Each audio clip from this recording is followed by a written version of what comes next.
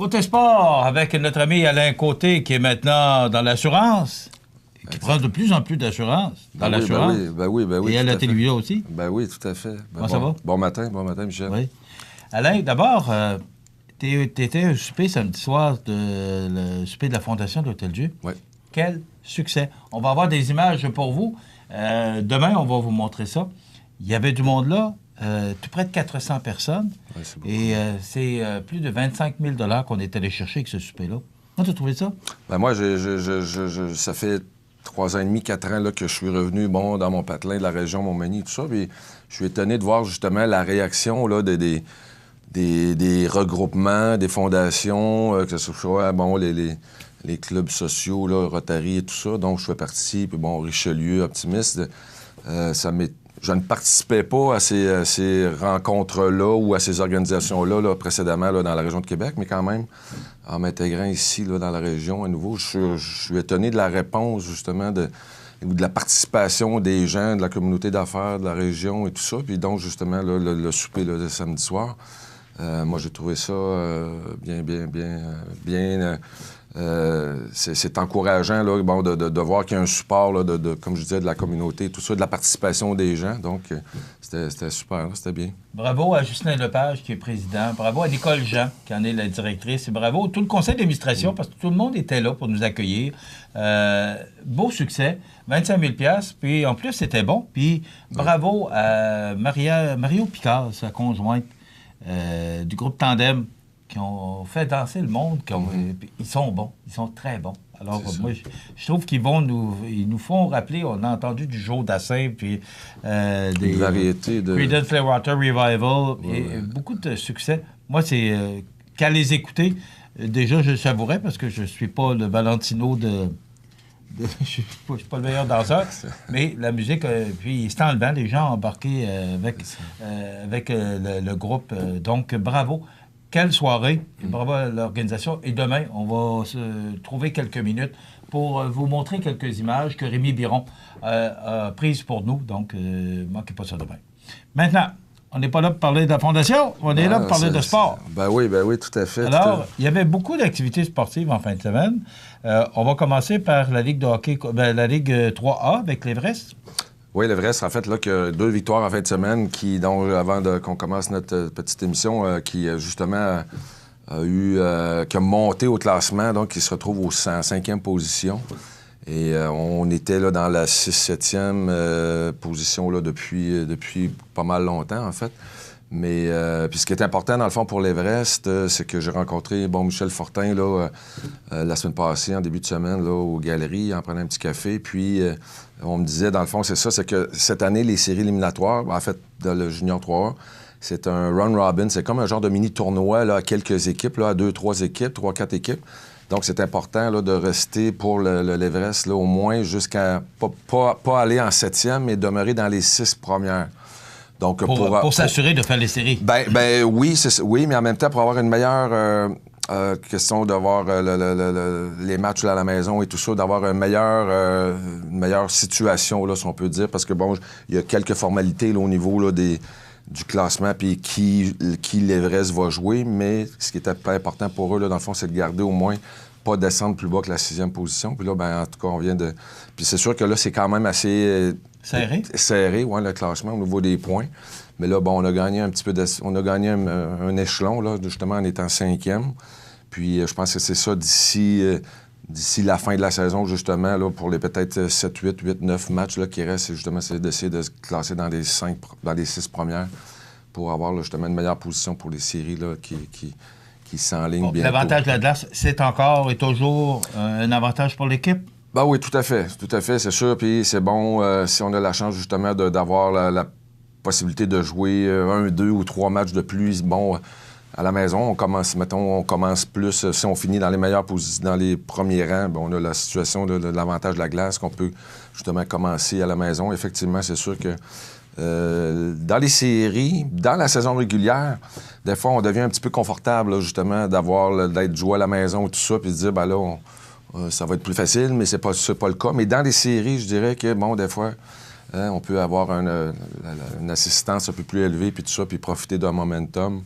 Et justement, donc, d'avoir l'avantage ou la priorité de la glace puis de jouer à la maison, ça devient important là, dans les séries. Déjà, de faire les séries cette année avec une première saison, ce serait déjà ça. Bien, c'est ça. Je pense que oui. C'est déjà mission accomplie, je pense, pour l'organisation. Oui, c'est ça. Dans tout l'ensemble là, de l'organisation et tout ça. Justement, là, bon, Michel, qui est quand même assez impliqué ici dans la région, puis avec l'Everest là, et tout ça, disait que oui, finalement, sont contents de ce côté-là. Mais bon, c'est ça. La fin de la saison régulière arrive. Après ça, bon, la deuxième partie de l'année, les séries. Alors, je pense que, bien, c'est ça. On continue justement de bien figurer. Là, bon, deux victoires, là, 5-3 et 4-3 en fin de semaine. Donc, sur une bonne lancée. Puis comme je disais là, dans le fond précédemment, c'est continuer puis essayer d'avoir une bonne progression, mais d'essayer d'arriver là, sur un bon air d'aller là, avant d'arriver dans les séries. T'sais, on ne veut pas sortir d'une série de 3, 4, 5 défaites. Là. Des fois, on ne peut pas juste mettre la switch à on puis à off là, rapidement comme ça. Donc, on essaie d'avoir justement une bonne lancée là, avant d'arriver dans les séries. Et tu parlais de round robin. On le dit en anglais parce que moi, je l'ai prononcé cette semaine. Je ne savais pas si on disait round robin ou... donc, c'est round robin. C'est ça, oui. Est-ce que cette formule-là, c'est la première équipe contre la dernière, la deuxième contre l'avant-dernière? Est-ce que c'est comme ça que ça fonctionne? Ou... non, c'est pas premier. C'est en fait, là, je pense qu'il y a... En fait, sur 13 équipes, il y a 12 équipes qui font les séries. La 13e est éliminée. Je ne m'avancerai pas. Je l'ai vu rapidement, là, le fonctionnement. Peut-être qu'on en reparlera là, dans les prochaines... vous arriver avec ça la semaine prochaine? Oui, c'est ça, d'avoir un peu décortiqué un peu comment ça fonctionne. Vous expliquer le round robin, parce que là, je comprends qu'on dit en anglais. Là. C'est ça, mais c'est sûr que notre équipe jouerait contre une position qui est mieux placée que nous, puis contre d'autres aussi qui sont en arrière. Donc, c'est pas... Il y a un mélange là-dedans, dépendamment d'où on est placé. Parce qu'on est toujours avantagé. Moi, avant ça, les séries, particulièrement dans la Ligue nationale, c'était 1-8, 2-7, 3-5, 3-6. En tout cas, vous comprenez là, que c'était toujours là, les plus loin, puis en se revenant. Ça avantageait l'équipe qui a bien joué tout au cours de l'année. On a déjà vu ces équipes-là se faire éliminer. Mais c'était la Formule 5. Pourquoi c'est pas... Pourquoi qu'on ne revient pas à ces formules-là? Le fondement là, du round robin. Oui, bien, le fondement de tout ça, moi, je sais que junior, quand j'ai joué junior avec les Bisons à Granby, là, bon, l'année, on recule quelques années en arrière. Mais... On parle des années 1900... fin, dans le fond, c'était mi-80, si on peut dire. 30 quelques années. Oui, c'est ça. À Granby, on avait une belle édition, on avait une belle équipe avec, bon, c'était l'année de repêchage à Pierre Turgeon. Bon, il y avait moi, il y a Stéphane Quintal, Éric Desjardins, quand même. Il nous manquait peut-être un élément là, de bons gardiens de but en arrière. En tout cas, bref, on a joué un round robin, nous, dans les séries là, de la Ligue là, à ce moment-là. Puis, ça nous a pas avantagé. On a mal sorti, justement.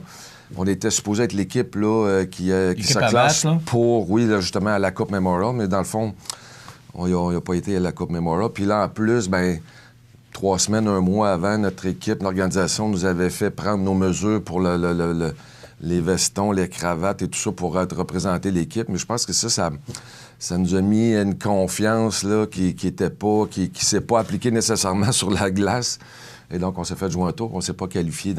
Puis ça, c'est justement, là, j'ai comme une mauvaise expérience, bien entendu, de la mienne puis de la nôtre à ce moment-là, avec notre édition là, des Bisons à ce moment-là. Mais des fois, ça peut être bénéfique, comme nous, ça n'avait pas été bon là, à ce moment-là. Mais bref, en tout cas... Trop certain de gagner, trop... Ben peut-être, oui, justement, un élément de confiance. Puis là, je pense que c'était pas de nous faire prendre... en tout cas, moi, dans ma tête, c'est ça, de nous faire prendre nos mesures pour s'habiller avec nos habits, là. C'était comme si on était déjà classé puis que les valises... Est-ce que ça vous donne une pression supplémentaire? Est-ce que ça peut être une pression, puis en même temps, peut-être une confiance qui ne devait pas être là, dans le fond. En tout cas, parce que on se voyait déjà partir pour... il nous manquait une fin d'année, là, quand même, une bonne fin d'année pour se classer, mais finalement...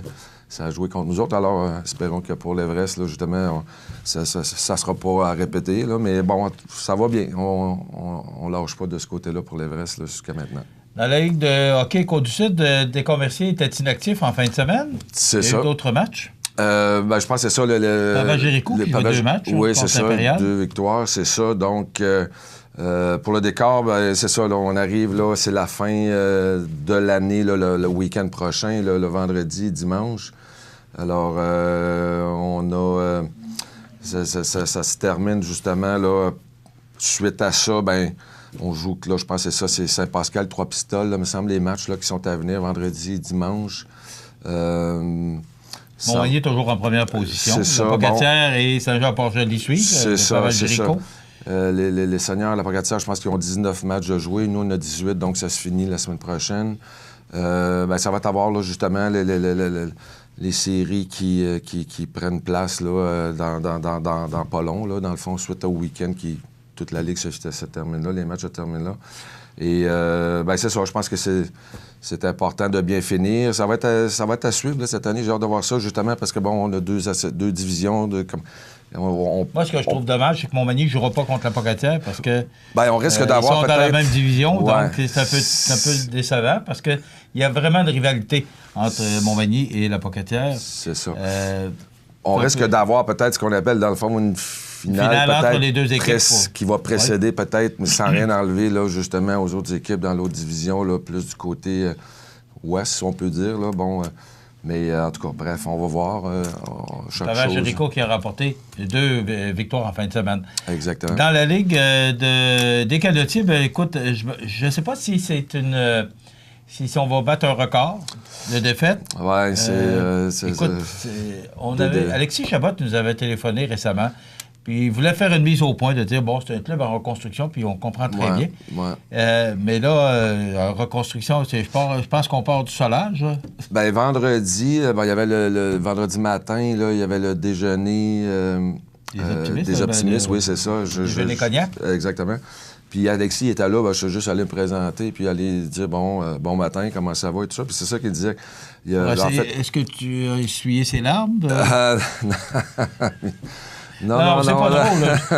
Parce que moi, je regarde Stéphane Poulain puis Alexis Chabot qui s'impliquent beaucoup pour ce club de hockey-là. Mais malheureusement, on n'a pas de victoire. Puis ça vient décourageant pour l'organisation, mais aussi pour les joueurs. Alexis, en tout cas, on se connaît pas, on s'est connus comme ça, puis il nous avait appelés, effectivement. Mais en tout cas, il me disait, le moral, malgré tout, est bon. Là. En tout cas, on essaie peut-être de garder le contexte de s'amuser, entre guillemets, là, de jouer.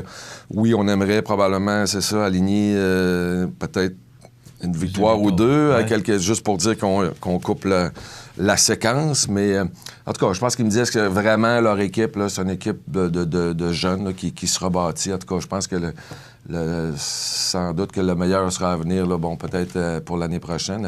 On sait que les assistances... les gens courent des équipes plus gagnantes, puis avec raison aussi. Alors, ça ne doit pas se ruer aux portes pour aller au match des Canadiens. Probablement que non. Puis il me disait que, effectivement, avec la venue là, du Junior 3 de l'Everest, justement, que les Canadiens ont perdu peut-être 2-3 joueurs, là, ou une couple de joueurs qui, justement, auraient pu s'aligner avec les Canadiens pour, justement, un peu là, upgrader, si on peut dire, la qualité de l'équipe. Mais en tout cas, bref, l'équipe est jeune, c'est ce qu'Alexis disait, puis tout ça, donc on va peut-être là penser plus que pour l'année prochaine, ça sera une meilleure édition, puis une équipe un petit peu plus vieille, là, justement, qui sera peut-être en mesure de mieux performer. Là. Ouais, c'est ça. OK. Maintenant, si on va dans la Ligue nationale, les Canadiens ont échappé une belle samedi contre les Devils. C'est ça. Puis ils ont eu... Moi, ce que je trouve dommage là-dedans, Niemi, je le trouve excellent gardien de but. Mais...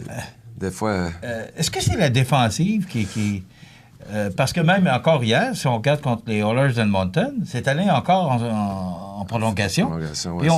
Et le point est important parce que au moment du classement dans les séries, ce point-là, et là, ça en fait 2 en fin de semaine parce que c'est 2 victoires en prolongation. 2 matchs en prolongation. Moi, je trouve ça dommage parce que Niemi, à mon sens, à mon avis, c'est un bon gardien de but. Ouais. Peut-être pas aussi bon que Price, mais il fait le job. Oui, exactement. Puis comme d'être deuxième gardien en arrière de Carey Price, c'est pas facile. Ou d'être deuxième gardien pour la ligne dans toute la ligue, quand tu sais que tu vas jouer peut-être 15, 20, 25 parties, c'est pas évident d'être concentré mentalement, physiquement, pour justement être là.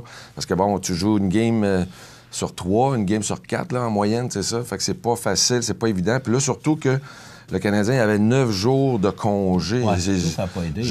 Ben, c'est ça. Donc, il y a une coupure. C'est bon, justement, pour soigner les bobos, mettre de la glace et tout ça sur ce qui va pas bien, là, si on peut dire. Mais en même temps, là, c'est la séquence de ne pas jouer. Moi, 9 jours, il y a des équipes peut-être qui ont eu 3-4 jours, 4-5 jours. Ben, il n'y a pas d'entraînement pendant ça, c'est à cause du match des étoiles. Ouais, ben, mais là, il n'y a pas d'entraînement, Alain, pour jouer dans la Ligue nationale.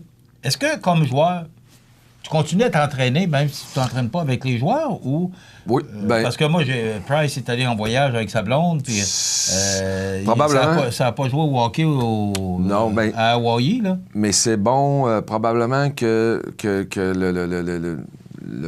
l'organisation, le staff là, de coach et tout ça, on dit, prenez là, certainement là, 1, 2, 3 jours là, que, bon, vous ne rentrez pas à l'aréna, allez pas au gym, rien, là, vraiment faire une coupure. Parce que dans le fond, avant avant le dernier sprint, là, le dernier séquence de match, là, bon, on est à peu près à plus ou moins une trentaine de parties, là, 28, 29. Il n'y en aura pas de congé de même, là, dans le fond, là, ça va défiler assez vite. Et puis, comme je disais, bon, de garder en tête, d'avoir le côté mental bien, comme on dit, donc clair, puis en même temps de dire que, bon, parce qu'il n'y aura plus de séquence de 9 matchs, là, vraiment, j'en revenais pas. J'ai dit, c'est sûrement le congé le plus long que d'autres équipes n'ont pas connu nécessairement. Donc, il y a des bons côtés à ça, mais le côté peut-être physique, entraînement, tout ça, peut avoir des lacunes. Puis c'est sûr, pour un gardien, manquer aussi longtemps d'action ou quoi que ce soit, de temps de jouer, bien, ça peut peut-être faire en sorte que peut-être des fois un petit sapin à gauche, à droite, mais ça arrive tout le temps. Mais dans l'ensemble, en tout cas, on est allé chercher un point là, 2 hier, bon, c'est ça, au moins on en avait un de sécure, 3 sur 4, c'est correct. Dans l'ensemble, on aurait mis, justement, peut-être... Mais on a eu de la difficulté à vaincre les Oilers d'Edmonton qui sont dans les bas-fonds de la Ligue nationale. Exact. Et j'ai été surpris de voir Ken Hitchcock comme instructeur. Ouais. Bien, c'est ça, là. Lui, je pense que ça fait 3 semaines, à peu près, un mois. Là, et on a vu un changement. Ouais. D'abord, McDavid, qui a fait une déclaration là, que ceux qui veulent jouer jouent, puis que s'ils ne sont pas à leur place, si vous ne voulez pas jouer, vous n'êtes pas à votre place. Là. Je le dis dans mes mots, là, pas exactement comme ça, c'est ce que ça voulait dire. Ça brasse un peu dans le club. Bien, là, je pense que c'est ça. On essaie, là, bon, le directeur gérant, Charlie, qui a été remercié. La venue de Hitchcock, qui je pense, je ne connais pas personnellement, mais je pense que peut-être, bon, de par son statut, son expérience, c'est un gars, je ne connais pas là, vraiment comme coach là, et tout ça, mais je pense qu'il est assez strict et tout ça, mais je pense que c'est peut-être l'homme de la situation là pour faire en sorte que, essayer de ramener une certaine, je dis pas qu'il va être là l'année prochaine, je sais pas c'est quoi les plans, puis au niveau de l'organisation, justement, qu'est-ce qui va se passer, parce que je pense que là, oui, on doit faire des ajouts sur la glace. On parle que la défensive n'est pas nécessairement à point et tout ça. Effectivement, quand on est dans les dernières positions, là, je veux dire, il y a quelque chose qui va pas bien. Là.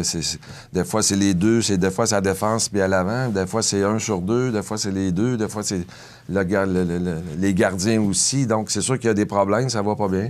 Mais on va repêcher encore assez dans les premiers cette année aussi, en finissant dans les derniers.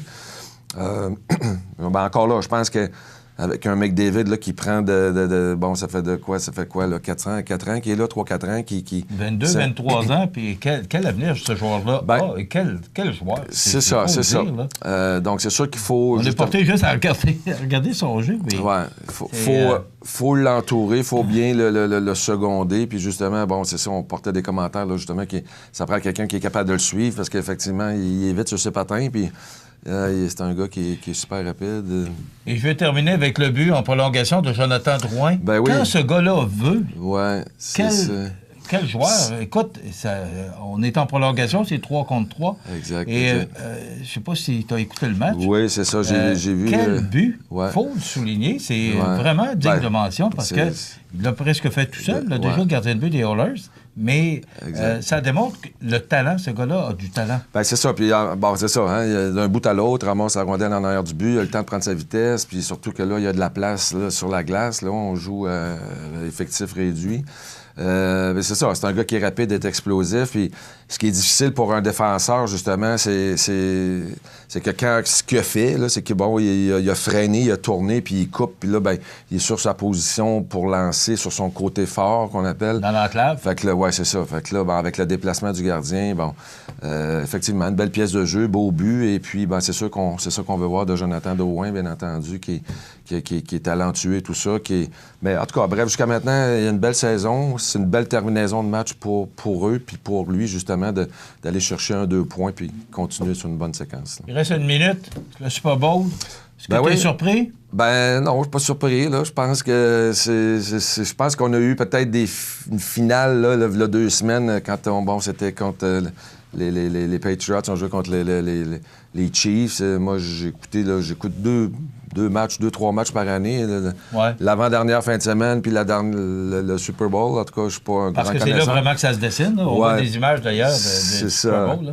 Ben, c'est vraiment... on dirait que ce gars-là, il carbure vraiment là, au moment présent dans ces grandes rencontres-là, quand c'est important. Je pense qu'il y a une belle chimie. Edelman. C'est ça, il y a une belle chimie, il semble avoir, c'est sûr, une belle complicité entre les joueurs, Brady, le coaching staff et tout ça. Donc, c'est le fun. Les gars veulent jouer pour lui. Hein? Il y a quelque chose, il y a un beau charisme. En tout cas, il dégage de la... C'est ça, les gars veulent jouer pour lui. En tout cas, c'est l'impression que ça donne. Ben, c'est coudonc, peut-être un 7e. Je pense qu'il revient, là. En tout cas, il y a de l'air à dire qu'il... La plupart des commentateurs de DS hier, parce que j'ai écouté le match de hockey, 3 sur 5 donnaient la victoire aux Rams. Alors que c'est... Ça aurait pu arriver, hein? En tout cas, le sport, ça se joue sur le terrain, sur la patinoire, ça aurait pu arriver. Mais là, bref, en tout cas, ils ont eu quelques opportunités au bon moment. Puis c'est un match moyen, mais quand même, c'est le résultat qui compte, hein, pour l'instant. 3-3 pendant dans les dernières minutes, puis après ça, touché. Puis... Exactement. Merci, Alain Côté. Ça résume un peu la fin de semaine de sport, parce qu'il y avait quand même beaucoup d'activités. Tout à fait. Bonne semaine prochaine. Tout à fait, Michel, merci. Il ne faut pas oublier que notre ami Alain Côté, notre chroniqueur et conseiller en sécurité financière Liberté 55, vous pouvez le rejoindre au 88 997 4189. Et lui aussi, il saura vous faire patiner et vous apporter dans les coins de patinoire où les meilleurs placements seront efficaces. Alors, c'est... Tout à fait. C'est bien dit? Merci, oui, excellent. C'est parfait, Michel. Merci. On va faire des passes pour... Tout à fait. Pour vous amener dans le meilleur placement. Alors, Alain Côté, 418-997-4189, conseiller en sécurité financière de Liberté 55, ça complète. On vous revient dans quelques instants.